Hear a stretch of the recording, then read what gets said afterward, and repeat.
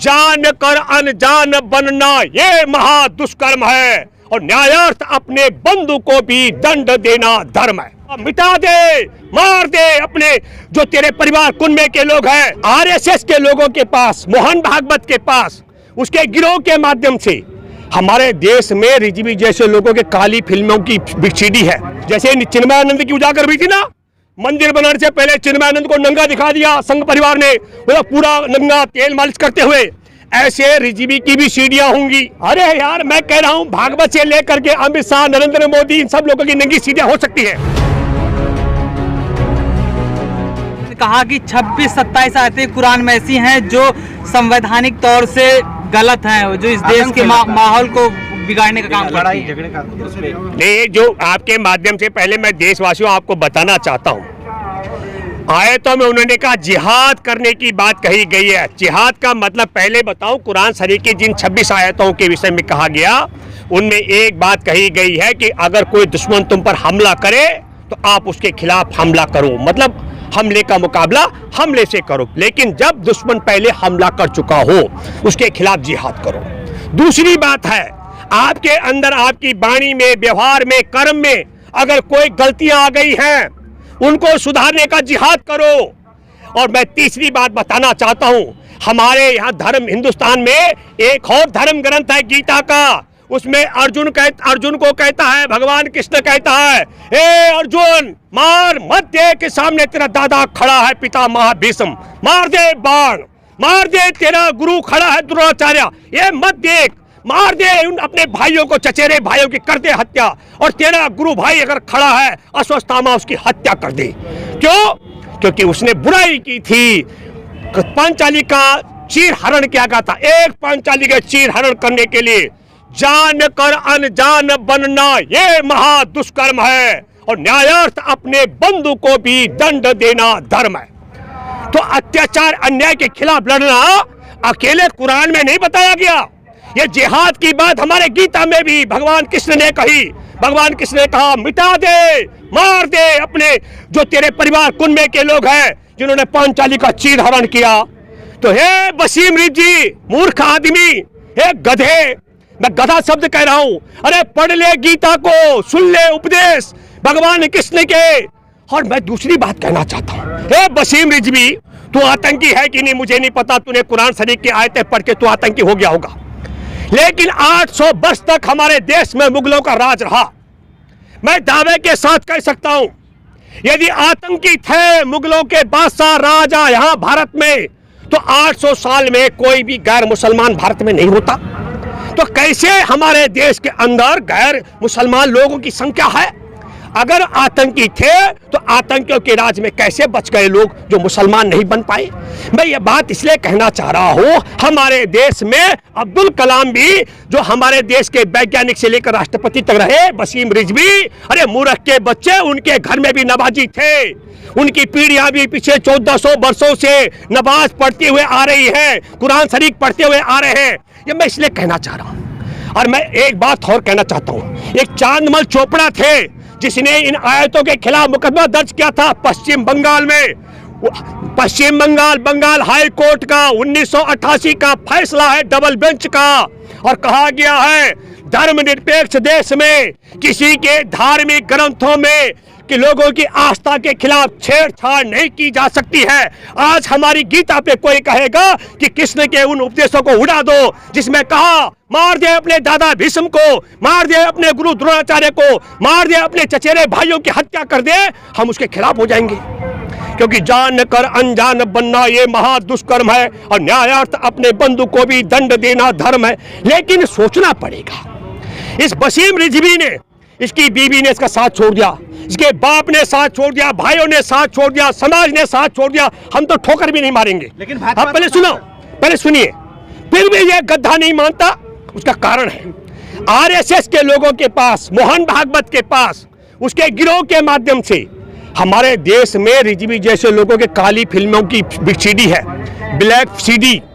जैसे चिन्मयानंद की उजागर हुई थी ना, मंदिर बनाने से पहले चिन्मयानंद को नंगा दिखा दिया संघ परिवार ने, पूरा नंगा तेल मालिश करते हुए, ऐसे रिजवी की भी सीढ़ियां होंगी, हाई कोर्ट सुप्रीम कोर्ट के जजों की भी सीढ़ियां होंगी, हमारे देश के वकीलों की भी सीढ़ियां होंगी, पत्रकारों की भी सीढ़ियां होंगी, नौकरशाह की भी सीढ़ियां होंगी, और हो सकता है इनकी भी सीढ़ियां सुश्री अदानी अंबानी के पास हो। 300 से ज्यादा किसानों की शहादत हो गई, 112 दिन से लड़ रहे हैं। हम कह रहे हैं 3 काले कानून।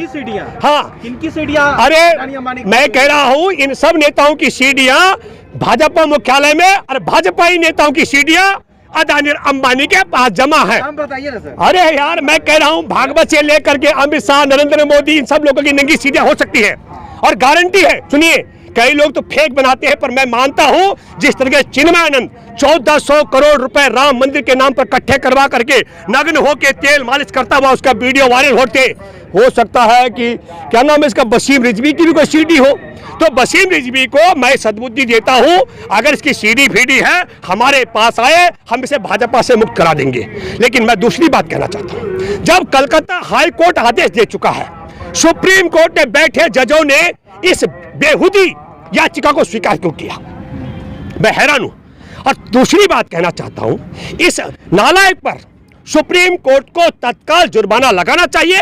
और इसने हमारे इस समय 5 राज्यों में चुनाव हो रहे हैं, आरएसएस के इशारे पर जानबूझकर कुरान शरीफ के आयतों को हवा खड़ा करके चुनाव में वोट का ध्रुवीकरण करने का षड्यंत्र किया। इसलिए मेरी तो व्यक्तिगत तौर पर राय है कि चुनाव आयोग को इस पर आपराधिक मुकदमा दर्ज करा के और चौरा में फांसी लगाने का मुकदमा दर्ज करना चाहिए, क्योंकि इसने हमारे देश में इस चुनाव के दौर में हिंदू मुसलमान कराने का षड्यंत्र भी किया है। ये वसीम रिजवी का बहुत बड़ा खेल है, क्योंकि वोटर तो सुनने नहीं आ रहा है। झाड़ग्राम में 1250 लोग आए सुनने अमित शाह को, उसकी रैली कैंसिल हो गई। और ब्रिगेड ग्राउंड में 5000 लोग पहुंचे मोदी को सुनने। इसलिए और कोई षड्यंत्र नहीं है। अभी देखा आपने गाजियाबाद में 12 साल का मुस्लिम बच्चा वो पहुंचा मंदिर में पानी पीने से बेरहमी से मारा, वीडियो बनाकर वायरल किया जानबूझ करके। मैं ये इसलिए कहना चाह रहा हूं, हमारे किसान आंदोलन में सरदारों ने लंगर लगाए, तो बोले ये लंगर क्यों लगा रहे? अरे जिस दिन गुरु नानक जी ने लंगर की व्यवस्था शुरू की थी, मैं आपको बताना चाहता हूं, पूरा कोरोना काल में 76 देशों की मैं एक बात करूं, विश्व की धरती पर 700 करोड़ की आबादी में किसी भी देश के नागरिकों को सरदारों ने भूखा नहीं सोने दिया। जो गुरु नानक जी का परंपरा था लंगर लगाने का, उस लंगर परंपरा को आगे बढ़ाया। ये कोई लंगर परंपरा आंदोलन में पहली बार नहीं है। मैं 3 दशक से ज्यादा बंगला साहिब के माध्यम से और रकाबगंज के माध्यम से जब हमारे हजारों की संख्या भीड़ इकट्ठी होती है जंतर मंतर पर, तो हमारे लोग सेवाकार भी जाते हैं और पूरा लंगर हम वहाँ गुरुद्वारा का छकते हैं, तब आंदोलन करते हैं। मैं ये कहना चाह रहा हूँ, लंगर व्यवस्था कोई किसान आंदोलन में नई शुरू नहीं हुई, लेकिन मेरे लिए फख्र की बात है कि गुरुद्वारा बंगला साहिब में नवाजी टोपी पहना हुआ हाजी, तिलकधारी और करासधारी आग जा करके लंगर में खाना बनाते हैं।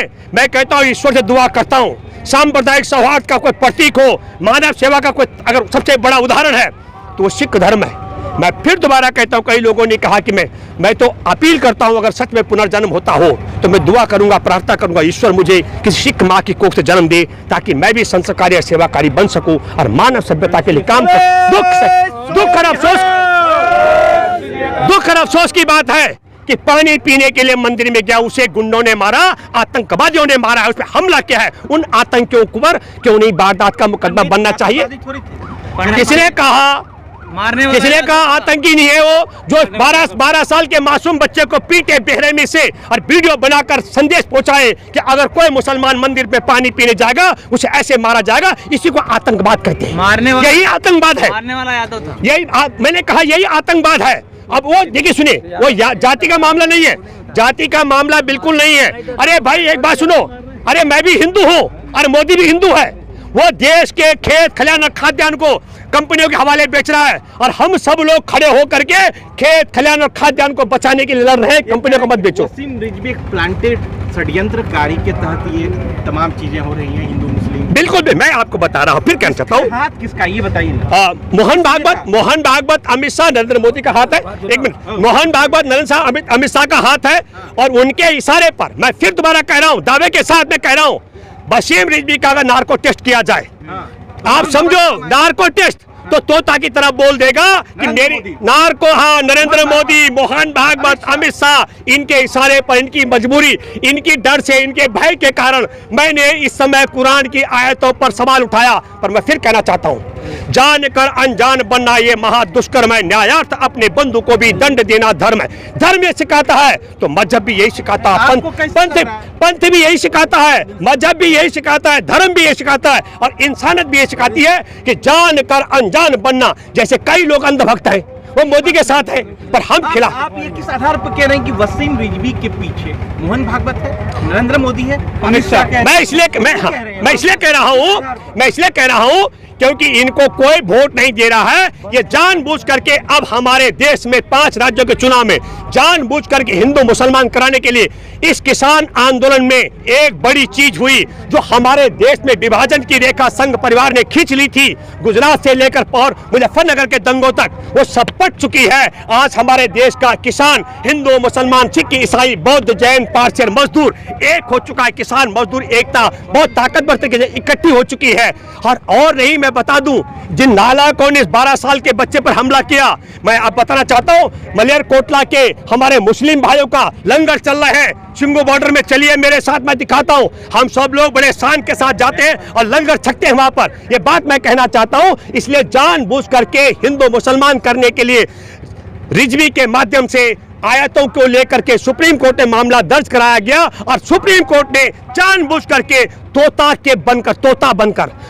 बनकर इस मामले को स्वीकारा। ये अफसोसजनक बात मैं कहना चाहता हूं। सर, बैंक कर्मचारी लगभग कई सारे निजी बैंक जो बन रहे हैं, जो सरकारी बैंक है, निजी बैंक घोषित किया जा रहा है, कई सारे बैंक कर्मी सर प्रदर्शन कर रहे हैं, धरना पर 5 लाख से ज्यादा, उसको कैसे देख रहे हैं? नहीं, 10 लाख। मैं आपको बताता हूं, ये बहुत बड़ा विचित्र बात है। हमारे देश में जनता का पैसा बैंकों में डलवा करके और बैंकों का पैसा अपने चहेते को कर्जदार दिला करके और बैंकों को बेच करके नीलाम करके।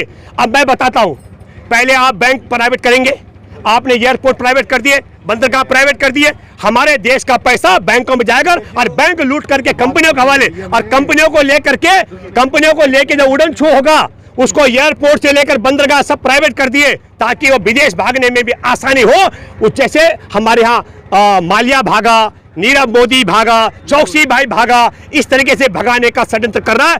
बस 10 लाख कर्मचारी बैंकों के धरने हड़ताल पर है। पर मैं देशवासियों आपसे अपील करता हूं, उनके अपने पैसे नहीं डूब रहे हैं, देश के पैसे डूब रहे हैं। 137 करोड़ आबादी के पूरे देशवासियों को बैंक कर्मियों के साथ खड़ा होना चाहिए ताकि बैंकों की नीलामी और आपके पैसों को डुबाने से बचाया जा सके। आपके सामने उदाहरण है, आप समझ रहे हैं ना, एक बैंक जो डुबाए गए।